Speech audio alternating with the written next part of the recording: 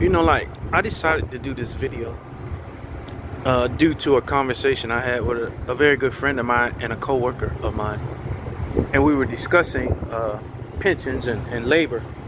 And so I said that I would do this video after me and him had a discussion concerning pensions and labor. But the first thing that comes to mind is when you're talking like what's going on here in America, with the way we're working and paying taxes, with the way that the government is being negligent, and in terms of responding to our ills and responding to the debt that the country is in terms of the social issues here, the socialism here, the social issues that are involved here, the natural disasters here, the homeless here, school tuitions, healthcare, the social issues involved with this country is pretty much, and the pensions. But I wanted to make clear when he and I were talking, the first thing you have to get in your mind, if you weren't, um, taking some class on political science, or if you haven't, been pretty much dutiful in studying just on your own personal education, the American labor force and industry. The first thing you have to understand about America is this, and you go back all the way to its beginning, the 13 colonies, and why America, the 13 colonies were a commonwealth of Britain, King George. And you have to understand when the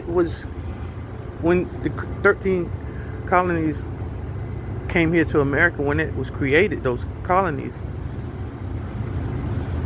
and they were colonies, and they were colonized for the wealth of King George, the wealth of Britain, and they were the employees of the 13 colonies were prisoners from Britain.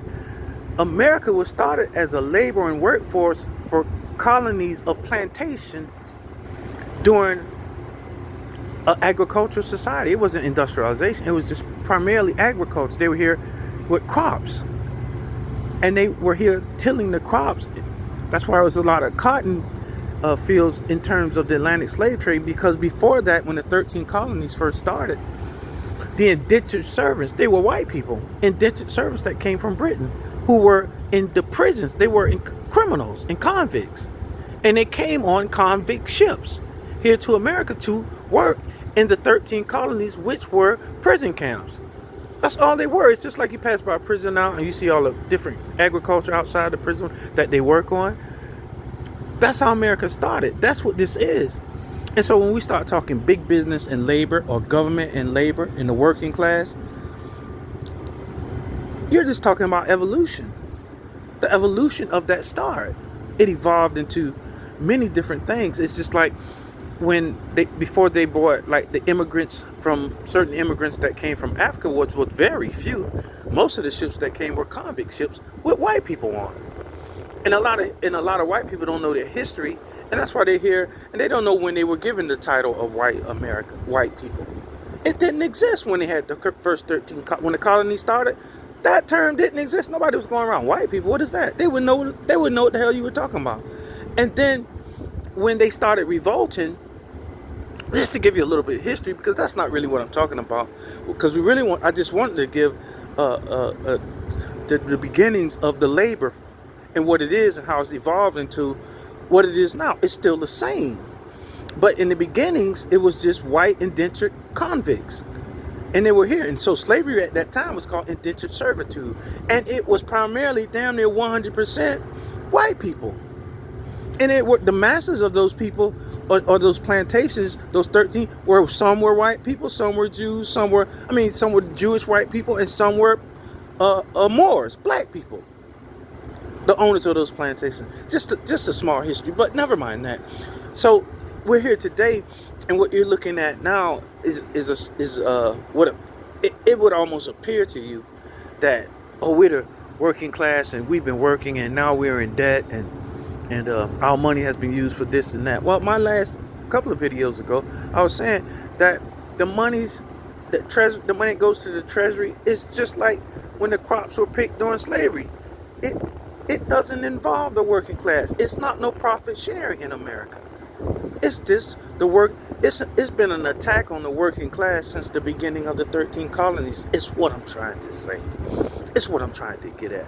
The working class here is they have no. It took unions, and that's why they fight against unions. They have bills and laws now in place to attack and ban unions and to ban any type of labor agreements that will help the laborers, because this country was never started to help the indentured servants or the slaves. It was started to get rich off the backs of indentured servants, to get rich off the back of the lower class working people. That's what this country is. That's how it started, and that's what it continues to be during this time of corporations, during this time of big business. And big business is having a lot of people gaining the energy of a lot of people using that energy, whether you call it working class, whether you call it labor, whether you call it slavery, whether you call it indentured, using that great energy of a lot of people to get free money and free wealth. That's what this is. Don't fool yourself. And that's why this country is in the predicament it's in, because the money that's been stolen is really their belief on the other side. The people that took it, they truly believe this our money. You're just working class people, not carry your ass to work and be up tomorrow morning and go back to work. And that's why we have to fight for overtime. Look at the country this year. Look at how many businesses had to fight for better wages. Look how many. Look how our union just finished this. We were on the news. But if you go back for the last 12 months and see how many businesses, how many, even the Actors Guild had to go on strike. Look at how many people had to go on strike just to fight for labor, for with the inflation the way it is, with the world economy the way it is, and with the dollar bill. It's so many labor, working class people had to fight for monies that they're taxed off. You go to work, they tax and take the money, they tax you and put the money in the treasury, and to get anything back from that, you have to fight and strikes. I ain't gonna work, and you need to work, else things will be taken from you. And that's what this is, though. And I don't have to use so many words to make that clear. This is that's why I say it's the United Plantations of America. We are the United Slaves of America. You may not like it, you may disagree, it may make you angry, you may be able to argue with me, and you may be able to win the argument, but it won't change the fact of what you are. It won't. You just look at the money. Any of you who listening to this video, look at the money you make. From the lower class to the middle class. If you're not working on a plantation and not indentured, most of you don't have any savings. So if you make money to go and eat and shelter and get back to work, then you're no more than a slave, because that's all the slaves could do, to have shelter, to eat, and to get back and have a little bit of enjoyment in the afternoon, maybe some kind of recreation. But the majority of their life was to working in America. And that's what this is. America is a big plantation. They're trying to take the plantation, they're trying to indebt the globe. That's what this is about. That's what globalization is about. To unite it under all one digital system of indentured servants, and where the small percentage on the earth to get wealthy and to reap the resources and the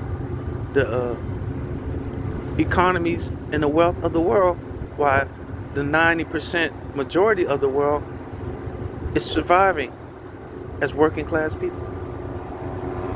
And once you keep that in your mind, it will clear up a lot of things. You will know why our students got student loans. You would understand why once you know that, and it'll be clear to you. You would know why we have homeless people and nothing's being done about it. You would know why we have these storms and FEMA don't have no money. You would know why the mortgages and the car industries and the banks are all every 20 years or so are bankrupt, and all the money's taken, and then they take more energy, more money from the working class people and give it to them instead of giving it to the working class people and letting them go open up bank accounts, giving it to the working class people and letting them go buy the cars, giving it to the working people with stimulus and let them go buy houses, but yet they give it to the industries. That's stealing. And that's keeping the working class at bay. That's keeping them from climbing the ladder of success, the ladder of wealth. They can't get to it. They have to keep working. And they'll continue to be stolen from, squandered. Their labor shall be squandered, taken from them. So that's what this is. That's what we're facing. That's what the world is facing. It's the rich against the poor. And the rich and the what is it? What's the word they use? The disparity in between it. The distance is far reaching now. It's unreachable for the poor. The distance between how wealthy the rich are and how poor the poor is right now, it'll take several lifetimes. It'll take several lifetimes to correct it. It'll take hundreds of years, if not thousands, to correct it. So thanks for listening once again.